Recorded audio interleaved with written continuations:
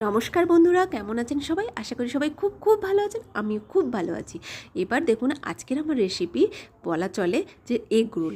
Egg রোলটা খেতে সবাই আমরা ভীষণ পছন্দ করি। আমি তো খুবই পছন্দ করি। আর পুরুলিয়াতে থাকতে থাকতে পেটে তো চড়া পড়ে গেছে, তাই ভাবলাম আজকে একটু এগ রোল বানিয়ে নেওয়া যাক। আর ময়দাটা একটু বেশিই মাখা ছিল, সেই জন্য প্রথমে ময়দাটাকে ভালো করে বেলে নিয়ে এবার পরোটার আকারে একটু মোটা করতে হবে আর একটু বড় করে নিয়ে পরোটাগুলোকে ভেজে নিলাম। তারপরে দেখুন এই যে ডিমটাকে ফেটিয়ে রেখেছিলাম, শুধু লবণ দিয়ে ফেটাবো, দিয়ে এবার কড়াইতে দিয়ে দেবো। আর অল্প তেল দিতে হবে, কারণ না হলে এদিক ওদিক ডিমটা গড়বে, এরকম গোল শেপ হবে না। তাই জন্য অল্প তেল দিয়ে প্রথমে ডিমটাকে দিয়ে দিলাম, তারপরে আবার একটু তেল দিয়ে এবার পরোটাকে ওই ডিমটার ওপরে বসিয়ে দেবো, দিয়ে এবার আস্তে আস্তে ঘুরিয়ে নিচ্ছি। এবার হয়ে গেল। এবার হচ্ছে খুন্তি দিয়ে উল্টো পিঠে উল্টে দেবো। এবার এইভাবে সবকটি ডিম আমি পরোটা দিয়ে রেডি করে নেব। আর আজকের আমরা বাড়িতে সবাই মিলে সকালে এই রোলটা খেয়েছিলাম, বেশ ভালো লেগেছিল, অনেক দিন পরে খেলাম। আর ময়দাটা যেহেতু বেশি ছিল, তাই কী বানাই ভেবেই রোলটা বানিয়ে ফেললাম। তারপরে হচ্ছে সবার জন্য আস্তে আস্তে করে একটা একটা করে ডিম আর পরোটা দিয়ে বানিয়ে রেডি করে নিলাম। এবার থালায় দেখুন রেখে দিয়েছি একটা ডিম আর পরোটা।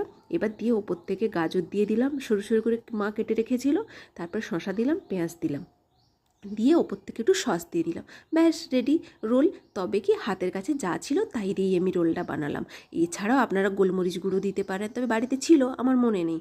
এবার দিয়ে আপনারা এবার সার্ভ করে দিন, ব্যাস রেডি। আর পুজোর সময় তো অনেক রকম রান্না আমাদের খেতে ইচ্ছে করে। পুজোর সময় সবাই যখন একসঙ্গে হই মনে হয় এটা ওটা অনেক কিছু বানিয়ে খাই, তেমনি আমরাও ব্যতিক্রম নই। তাই আজকে বানিয়ে ফেললাম রোল। কেমন লাগলো ভিডিওটা অবশ্যই অবশ্যই জানাবেন। আর ভালো লাগলে অবশ্যই আমাকে সাপোর্ট করবেন প্লিজ।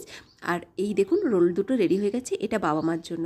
আর পলাশকেও দিয়ে দিলাম, আমি নিয়ে নিলাম। বোন হচ্ছে বাড়িতে নেই, তাই জন্য আমরাই চারজন খেলাম, আর ঠাম্মা তো খায় না। তাই যাই হোক, এবার হচ্ছে দেখুন আস্তে আস্তে করে মুড়ে নিতে হবে এইভাবে চেপে চেপে। আর পরোটাটা একটু হালকা করেই ভাজতে হবে, তবে মোড়া যাবে। বেশি ভেজে নিলে কিন্তু মোড়াটা একটু মুশকিল হবে। এইভাবে রেডি করে নিয়ে সবাইকে দিয়ে দিলাম, এবং শেষে আমিও থালায় সুন্দর করে সাজিয়ে নিয়ে খেতে বসে পড়লাম।